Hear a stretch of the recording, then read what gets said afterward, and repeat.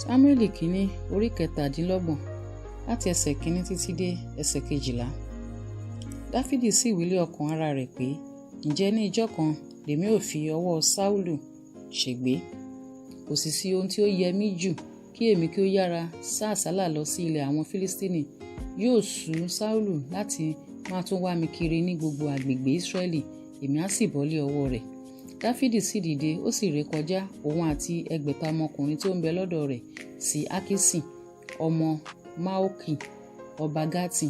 Dáfídì sì bá Akiṣi jókòó ní Gati, òun àti àwọn ọmọkùnrin rẹ̀, olúkúlùkù wọn tí ohun ti ará ilé rẹ̀. Dáfídì pẹ̀lú àwọn aya rẹ̀ méjèèjì, Ahinoamu ará Jesreeli àti Abigaili ará Karmeli aya Nabali. A sì sọ fún Sáúlù pé Dáfídì sá lọ sí Gati, òun kò sì tún wá a kiri mọ́. Dáfídì sì wí fún Akiṣi pé, bí ó bá jẹ́ pé èmi rí oore ọ̀fẹ́ lójú rẹ, jẹ́ kí wọn kí ó fún mi ní ibi kan nínú àwọn ìletò wọ̀nyí, èmi ò máa gbé ibẹ̀, èéṣe tí ìránṣẹ́ rẹ yóò sì máa bá ọ gbé ní ìlú ọba.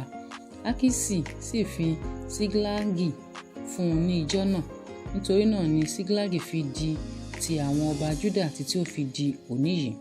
Iye ọjọ́ tí Dáfídì fi jókòó ní ìlú àwọn Fílístínì sì jẹ́ ọdún kan àti oṣù mẹ́rin. Dáfídì àti àwọn ọmọkùnrin rẹ̀ sì gòkè lọ, wọ́n sì gbé ogun ti àwọn ará Gẹ́ṣúrì àti àwọn ará Gẹ́ṣrà àti àwọn ará Amaleki. Àwọn wọ̀nyí ni ó sì ti ń gbé ní ilẹ̀ náà nígbà àtijọ́, bí ìwọ ti ń lọ sí Ṣúrì títí ó fi dé ilẹ̀ Íjíbítì. Dáfídì sì kọlu ilẹ̀ náà, kò sì fi ọkùnrin tàbí obìnrin sílẹ̀ láàyè. Ó sì kó àgùntàn àti màálù àti kẹ́tẹ́kẹ́tẹ́ àti ìbákasíẹ̀ àti aṣọ, ó sì yí padà, ó sì tọ̀ Akiṣi wá. Akiṣi sì bí i pé, níbo li ẹ̀yin gbé rìn sí lónìí? Dáfídì sì dáhùn pé, síhà gúúsù ti Júdà ni, àti síhà gúúsù ti Jerameli, àti síhà gúúsù ti àwọn ará Kéènì.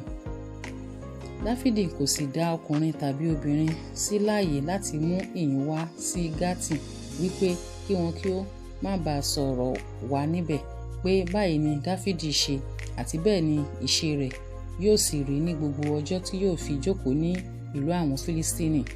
Akiṣi sì gba ti Dáfídì gbọ́, wípé òun ti mú kí Ísírẹ́lì àti àwọn ènìyàn rẹ̀ kórìíra rẹ̀ pátápátá, yóò sì jẹ́ ìránṣẹ́ mi títí láé.